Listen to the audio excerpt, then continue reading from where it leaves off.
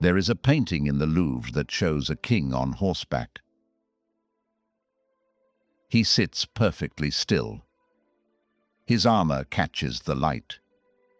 His horse is white, enormous, barely contained, and yet he controls it with the ease of a man who has never doubted his own authority.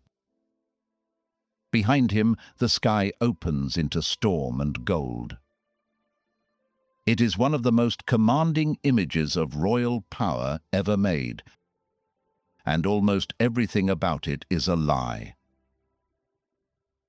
The king was not a warrior. He was a collector, a man of exquisite taste and catastrophic political judgment, who would be executed in front of his own palace 8 years after this portrait was finished. The horse was painted from a different model. The armor was ceremonial. And the man who made this image, who understood this king more deeply than any courtier ever did, was not English. He was Flemish. His name was Anthony van Dyck, and he was the greatest painter England ever had. Which raises a question that no one ever quite asks directly.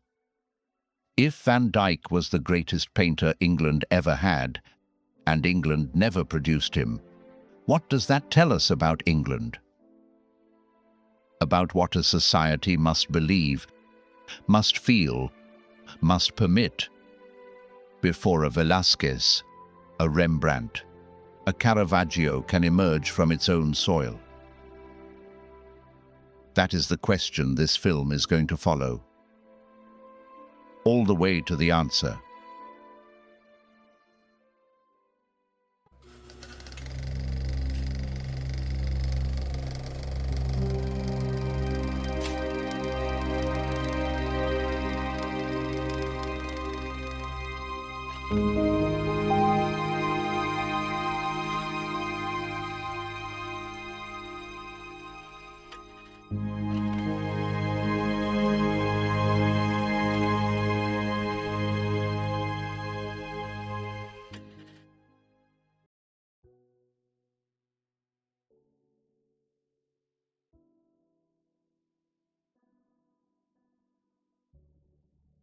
To understand what England could not do, you first have to understand what it wanted.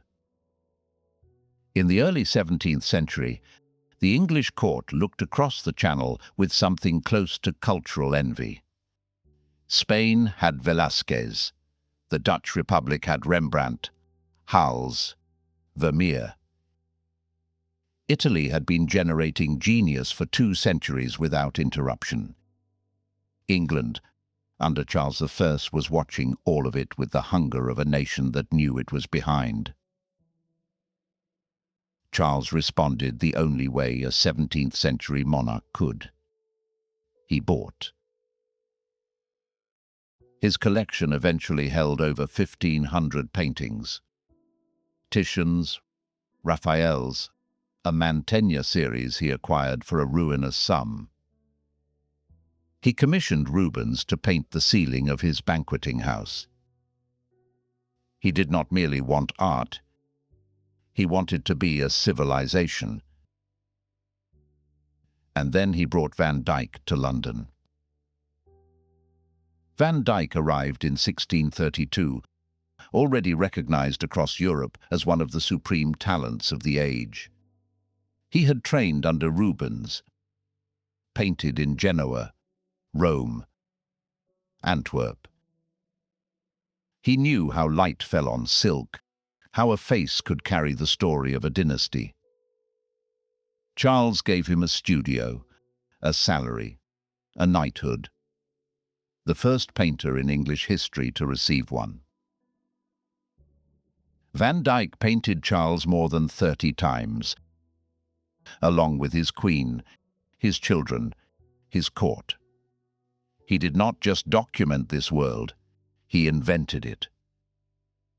The image of the cavalier you carry in your mind, the curled hair, the gleaming armor, the melancholy elegance, is a fiction he built, sitting by sitting, across 11 years.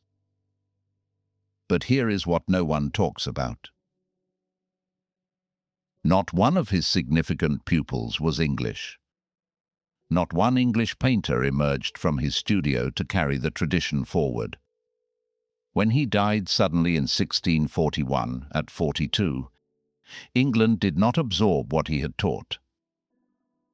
It simply went looking for the next foreigner.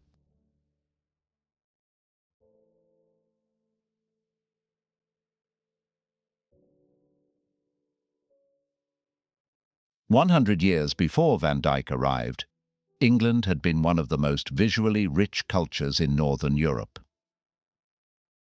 Parish churches full of painted altarpieces, monasteries housing illuminated manuscripts, guild painters working in a tradition centuries deep. Then Henry VIII dissolved the monasteries. Then Edward II's reformers came for the images in the churches. Across waves of iconoclasm between the 1530s and the 1640s, paintings were taken down, whitewashed, burned, smashed, thrown into rivers. What historians rarely mention is what iconoclasm actually destroys. Not just objects, the social infrastructure of seeing. Remove the images from every church, and you remove the audience. Without an audience, there is no tradition. Without tradition, no genius. Velázquez did not appear from nowhere. He emerged from a culture that had spent generations learning to read images.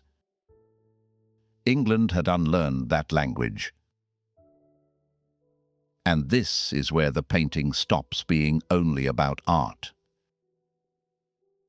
The Reformation did not just change what England believed about God. It changed what it believed about vision itself. By the 1640s, the dominant Puritan strain held that the image was dangerous. Not unnecessary. Dangerous.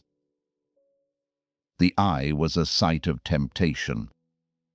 To dwell on a painted face was, for many, a form of idolatry. This was mainstream belief, and no royal collection, however vast, could buy its way past it. Charles could purchase every Titian in Europe. He could knight every foreign painter who stepped off the boat. He could not purchase a culture of seeing. So when Van Dyck died, and that one thread of imported genius snapped, there was nothing beneath it to hold the weight. Peter Lely came from the Dutch Republic. Godfrey Kneller came from Germany. Each dominated the portrait market for a generation. Each was foreign. Each, when they died, left the same void, because neither had been producing English painters, only English portraits. England did not fail to produce a Velázquez for lack of talent. It failed because it had destroyed the conditions, the visual literacy, the sacred economy of images, the unbroken chain of master and apprentice, without which great painting cannot grow. But there is one layer left, and it cuts deeper still.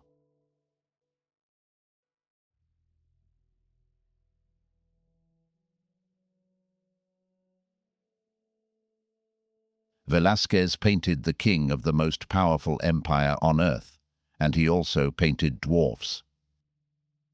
He painted a mirror that shows you everything except what you expect.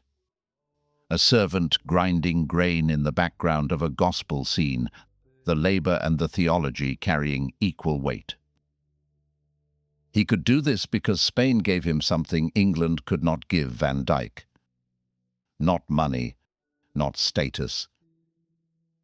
Permission. Permission to look at the full range of human experience without hierarchy. The sacred in a kitchen, the tragic in a fool, the political in a reflection.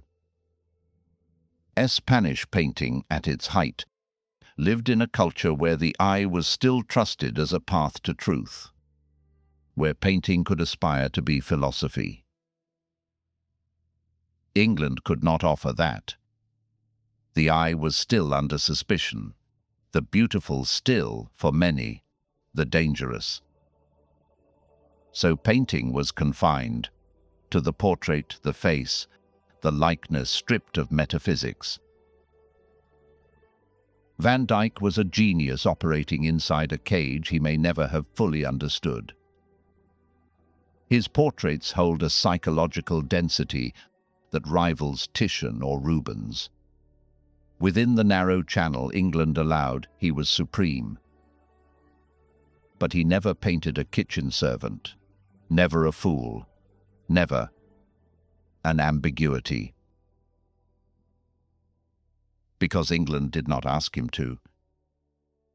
Every society gets the painting it deserves, not the painting it wants, not the painting it can afford, but the painting that reflects what it actually believes about the visible world, about whether the eye is a door or a trap. England, in the age of Van Dyck, had spent a century proving it believed the eye was a trap. And so it produced exquisite, technically flawless, emotionally constrained portraits. Images of people allowed to be seen, but not of a world allowed to be felt. Van Dyck gave England the greatest version of what England would permit, which may be the most devastating thing you can say about a nation's relationship with art. Van Dyck died in December 1641, at 42. He left behind a half-finished portrait of Charles I, the face rendered with full force, the hands barely begun, the background empty. A painting that never arrived at what it was trying to say. 7 years later, Charles walked from his palace at Whitehall, the same building whose ceiling Rubens had covered in painted glory, and was beheaded on a scaffold erected just outside it. His collection was sold, the Titians, the Raphaels, the Mantegnas scattered to Amsterdam, Madrid, Vienna, Paris, as if they had always known they did not belong. England rebuilt. It always does. A century later it would produce Reynolds, Gainsborough, Constable, Turner. Painters of the first rank, unmistakably English, unmistakably great. But that story begins not with a flowering, but with a reckoning. A country looking at what it had destroyed and slowly learning again how to see. The painting in the Louvre still hangs where it has always hung. The king on the white horse, the storm and the gold, the gaze that looks past us toward something we cannot see. It was made by a foreigner, for a king who was already losing, in a country that did not know how to keep what it had been given. And it is still, by any measure, the greatest painting England ever produced.